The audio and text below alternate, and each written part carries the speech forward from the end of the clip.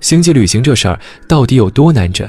电影《星际穿越》里那帮宇航员玩的就挺野的，穿过土星旁边的虫洞去找新家园。虽说虫洞这玩意儿理论上能让咱们瞬间跨越星际距离，听着就带劲，但说白了，现在还只存在于脑洞里。所以今天咱就来聊聊用常规操作搞星际旅行到底靠不靠谱，以及这背后藏着多少让人头秃的难题。德尔塔斯重型火箭带着 NASA 的帕克太阳探测器直冲太阳，这趟任务就是要揭开太阳的神秘面纱。人类探索太空的路上造出了不少黑科技，帕克探测器就是个典型例子。它离太阳最近的时候，速度飙到了69万公里每小时，堪称人类造物的速度天花板。这还得归功于精心的引力助攻。这么说吧，这速度绕地球一圈也就3分42秒，快得飞起。但咱把这速度放到星际尺度上看看，就知道事儿有多难了。就说离太阳最近的比邻星吧，也就 4.3 光年远。要是用帕克探测器这速度飞过去，差不多得7197年。这意味着得需要100多代人，第一批宇航员和后面 N 代人都得在飞船上生老病死，后面的人一出生就在路上，压根没得选。这事儿想想就头大，伦理上就说不通啊。谁会愿意把自己这辈子甚至子孙后代的人生都赌进去，而且到死都看不到结果？不过话说回来，之前火星移民不是有不少人愿意单程票吗？可能有人就吃开疆拓土这一套，觉得能参与这么牛的事儿，迟了。就算真飞到了比邻星，可能会遇到2种情况，要么发现那破地方根本不适合人类生存，这趟折腾纯属白给，宇宙的不确定性给咱上了生动一课；要么更扎心，地球这边科技爆炸，早就有人捷足先登把星球占了，他们这船人成了落后时代的老古董。这2种情况不光暴露了星际旅行的风险，也看得出来人类有多能折腾，对星空的执念有多深。那人类到底能不能成太空游牧民族，先得说清楚。星际旅行指的是在同一个星系里蹦跶，比如咱们银河系内，可别跟星系间旅行搞混了，那更远。银河系内的距离已经够吓人了，但跟星系之间比，还是小巫见大巫。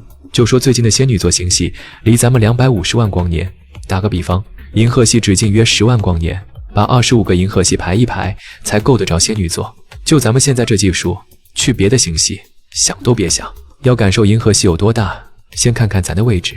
太阳系离银河系中心大概 2.7 万光年，绕中心转的速度高达230公里每秒，但转一圈得花 2.3亿年，这叫一个银河年。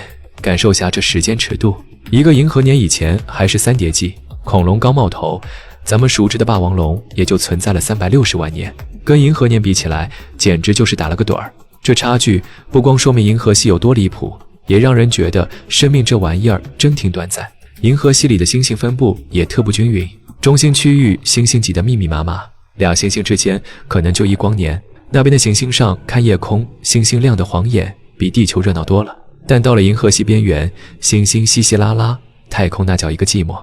平均下来，2星星之间大概5光年，就按帕克探测器177公里每秒的速度算，飞5光年得花8474年。银河系直径10万光年，按平均5光年的间距算，大概有2万个可能的目的地。要是挨个飞一遍，光赶路就得花 1.69 亿年，这还不算停下来探索，拐弯的时间纯直线冲刺。这数字一出来，就知道星际旅行有多魔幻了。想在银河系里浪一圈，现有的技术根本不够看，必须得在推进器、能源甚至时空理论上搞出大突破才行。不过也不是完全没希望。NASA 喷气推进实验室的模拟显示，要是用代际飞船，速度提到500公里每秒，大概9000万年能殖民银河系的一大部分。还有个更带劲的想法，冯诺依曼探测器，这玩意儿能自己复制，扔出去后利用当地资源造新的探测器，不用活人跟着遭罪。但这模拟结果又让人想起了费米悖论，银河系有4000亿颗恒星，行星估计也不少，按理说应该有外星文明啊，咋啥动静都没瞅着？